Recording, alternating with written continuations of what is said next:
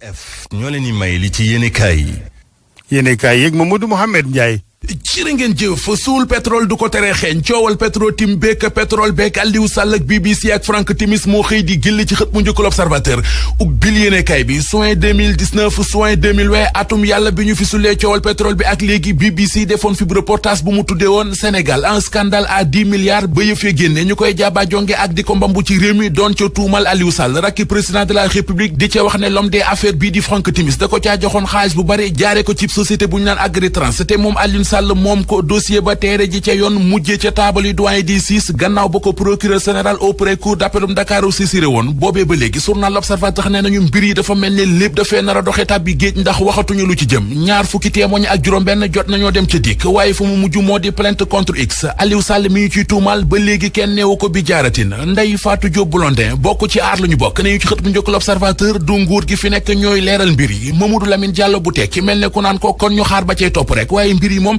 kuliyal dana leer li leer te leer libération nañu moo di jàngoroy coronavirus gi ci réew mi fawul ñoo ngi koy seetaan muy gën di rakkaaju di faat nit ñi di dem rawatina ci semaine bii ñu weesu ndax ci juróom-ñaari fan yi ñu génn ñaar fukki doomi aadama ak ñeent faatu nañu ci réew mi ndax coronavirus bi ci week-end bi ñu génn wàññi nañu ci réew mi yeneen juróomi néew léegi suñum réew di Sénégal mi ngi ci juróom-ñett fukki doomi aadama ak ñeent yu fi faatu ndax covid-19 bi Vox Populi nañu bilan bu dis gann moo am ci réew mi ci corona bi ci week-end bi ñu génn ñaari téeméeri cas ak ñeent fukk ak juróom-ñeent ñaar fukki cas garaaw ak benn ak juróomi néew journal La Tribune xëy dañu dëggalal xibaar bi ci xëtamu njëkk ne ñu ñaar fukki dese ak ñeent ñaar fukki cas garaaw ak téeméeri cas communautaire la ñu am ci week-end bi ci kaw loole yéenekaay bi de La Tribune bind na ci xëtamu njëkk ne kuy wër cas communautaire ci réew mi demal ci assemblée nationale pencum ndawi réew mi ab cas communautaire la assemblée bi am ci réew mi mu di 13e législature bi fi nekk xamuñu fan la ñu ko jëlee ab législature du ko gën a yaafus ne boobee ba léegi bari na yuy xew ci réew mi te kenn déggul assemblée nationale mu yëy yàbbi ci coowal suuf laa ngi ne kurru ci dëkk bi waxi Senelec ak Akilee lëmbe réew mi coowal aide alimentaire bi di fi mbambu assemblée nationale ki député mel na ñu ko yëgul Louis Faidherbe ba ay sëtam ndax yëg nañu liy yoot seen statut membre ca Ndar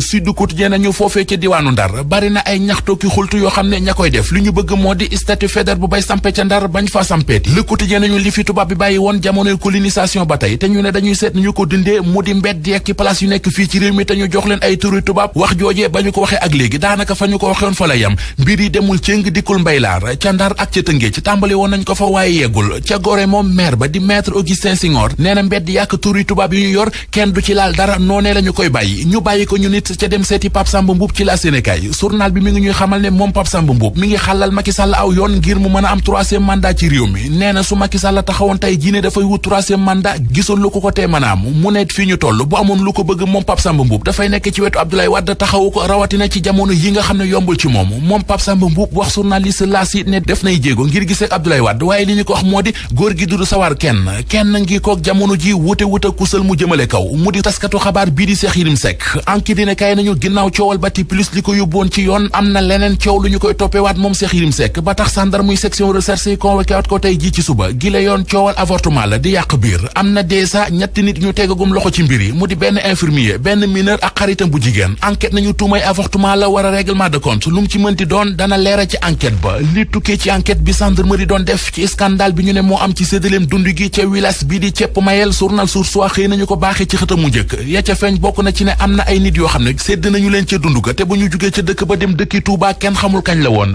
jeune chef religieux bi demoon gendarmerie jéebaane ji scandale ba wax ci Source A ne village bi di cepp mayel atum 1983 ci la ñu ko effacé woon ci région bu Diourbel